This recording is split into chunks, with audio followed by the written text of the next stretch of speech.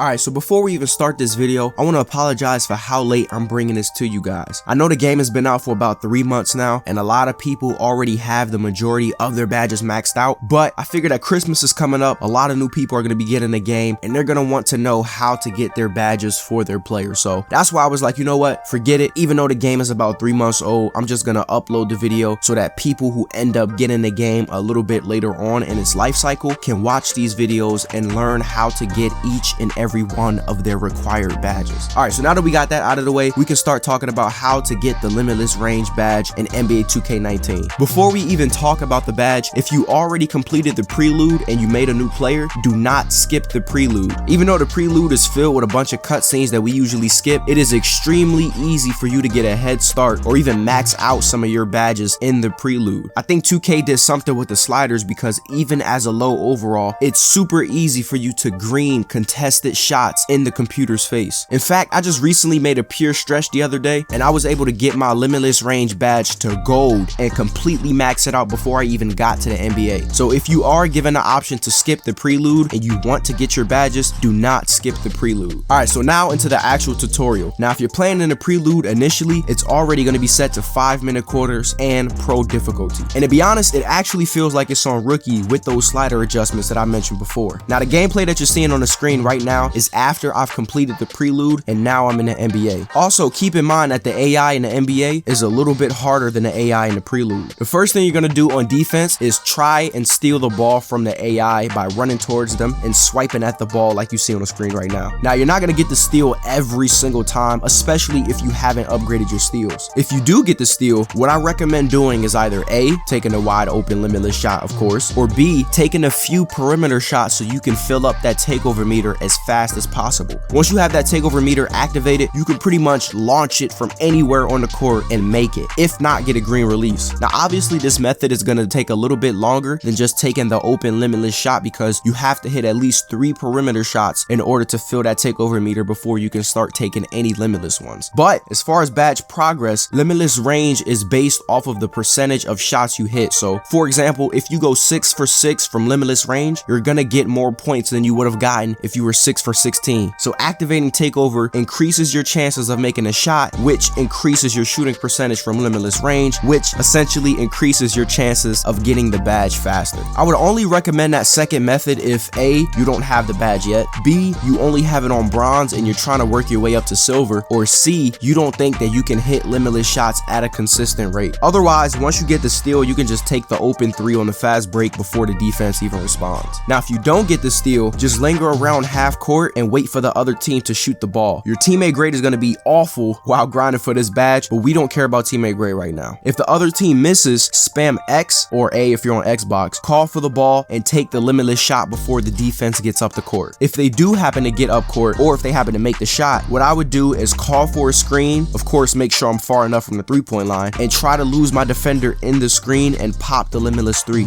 9 times out of 10 you're gonna make the shot, especially if it's on pro, and that's gonna count towards your progress for Limitless Range. Now on pro difficulty, you get around 270 points for each limitless 3 that you make, but you have to make at least 50% of the limitless 3s that you take in order to get that 270 points. Now with that being said, if you feel that you can hit these at a consistent rate, you can increase the difficulty and get even more points for each limitless 3. As long as you hit at least 50% of those 3s, you'll be getting even more points counted towards the badge as you increase the difficulty gradually. Now ironically, there is a limit to how many limitless 3s you can hit in a game. If you hit more than 30 limitless 3s in a game, you're not going to get any more points counted towards that badge and you'll just be wasting your time. So once you hit 30 limitless 3s, ask to sim out with VC and head over to the practice facility. Now you already get a decent amount of points towards Limitless Range just by shooting limitless shots in game, and the most points you can get from doing the Limitless Range drills in one practice is 2,800 points. So I definitely come here until I get the badge on like bronze or silver, and then after that I can decide if I want to use the practice facility to work on Limitless Range or if I want to work on other badges. Obviously over time those 2,800 points add up pretty quickly, so the choice is really up to you. Other than that, it's a pretty straightforward process on how to get the Limitless Range badge in NBA 2K19. If any of you guys are grinding for this badge and you're having difficulties, please let me know in the comment section down below and I'll try to aid and assist you to the best of my abilities. If you guys enjoyed the video, make sure you you, don't forget to hit that subscribe button and also turn on post notifications to know exactly when the next video is uploaded. Alright, I'm off this shit.